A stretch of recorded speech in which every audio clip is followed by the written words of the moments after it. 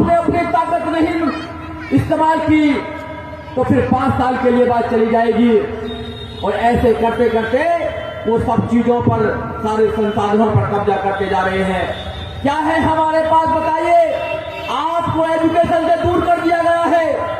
आपके बच्चे तो ऐसे स्कूल में पढ़ते हैं जहां 5वीं में भी हिंदी नहीं पढ़ सकते हैं। उनके बच्चे कॉन्वेंट में पढ़ते, इंग्लिश मीडियम में पढ़ते हैं। कहां से आप अपने बच्चों को IAS, PCS, doctor, engineer, professor, जज, वकील बनाएंगे?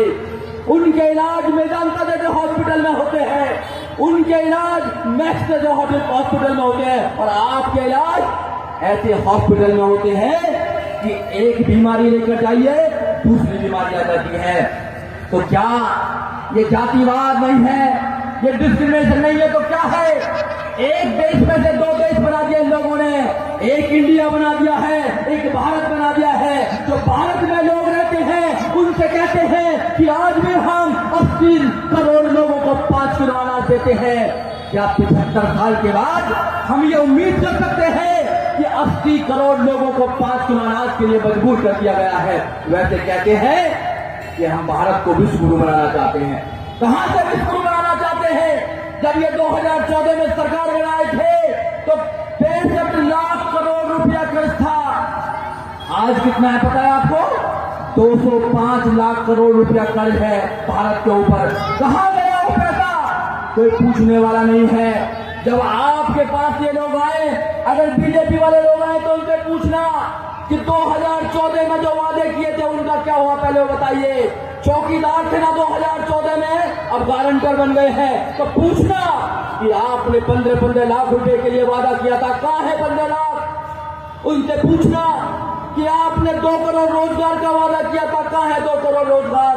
उनसे पूछना कि आपने बुलेट ट्रेन चलाने की बात की थी, कौन सा रूट है भारत के अंदर जहां बुलेट ट्रेन चलती है? आपने महिला सशक्तिकरण की बात करी थी तो भैया जंतर मंतर पे पहलवान महिला बैठी थी, मोदी जी क्यों नहीं आए मिलने के लिए? एक तरफ तो महिला की बात करते हैं और एक तरफ उनके मंत्री, उनके MLA और उनके विधायक शोषण करने का काम करते हैं। पूछना। और अब दूसरी पार्टी घूम रही है, NDA बनाकर घूम रही है, उनसे भी पूछना कि केजरीवाल साहब जब तुम आए थे तो कह रहे थे हम भारत को करप्शन फ्री कर देंगे। आपने भारत को छोड़िए, आपने तो दिल्ली को भी करप्शन फ्री नहीं करा। आपके ज्यादातर मिनिस्टर जेल के अंदर है। आपने वादा किया था, दिल्ली की जनता से वादा किया था आपने अपने बच्चों की कसम खाई थी कि मुझे मुख्यमंत्री बनाइए, मैं आम आदमी की तरह रहूंगा, मैं बड़े मकान में नहीं रहूंगा। आप इतने बड़े मकान में रहते हैं कि अगर उसकी मरम्मत भी कराई जाती है तो 52 करोड़ रुपए लगते हैं, आप पर FIR होती है। आपने कहा कि मैं सिक्योरिटी ले लूंगा। अरे 2 स्टेट की सिक्योरिटी लेकर चलते हैं, दिल्ली की अलग सिक्योरिटी लेकर चलते हैं, पंजाब की अलग लेकर चलते हैं। अरे आपने जिस पार्टी को खत्म करने के लिए आप एक फाइल लेकर चलते थे, आपने देखी भी होगी, दिल्ली के लोग हैं, केजरीवाल एक फाइल लेकर चलते थे, कहते थे कांग्रेस के काले चिट्ठे हैं इस फाइल के अंदर।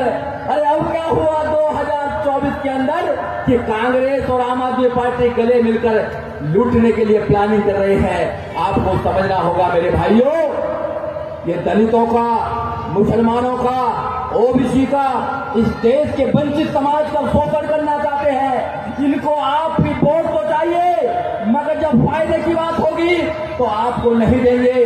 जब दिल्ली से 3 राज्यसभा भेजने होंगे तो ना तो मुसलमान को भेजेंगे, ना दलित को भेजेंगे, ना OBC को भेजेंगे तो किसको भेजेंगे? अपने लोगों को भेजेंगे। आप आंकड़ा निकालिए, बहुजन समाज पार्टी सरकार का, बहुजन समाज पार्टी की सरकार ने मुसलमानों के साथ साथ सब समाज को सम्मान देने का काम किया है। हमेशा से उनके सर को ऊंचा करने का काम किया है। चाहे वो किसी भी क्षेत्र की बात हो, बहुजन समाज पार्टी हमारे लोगों से प्यार करती है। वो दलित हो, मुस्लिम हो, OBC हो, सबसे मोहब्बत करती है। दिल्ली में किसी ने भी मुस्लिम समाज को टिकट नहीं दिया। इनको वोट तो मुस्लिम समाज की चाहिए, मगर ये आपको हिस्सा नहीं देंगे। मगर माननीय काशीराम साहब ने कहा कि जितनी जिसकी संख्या भारी उतनी उसकी हिस्सेदारी।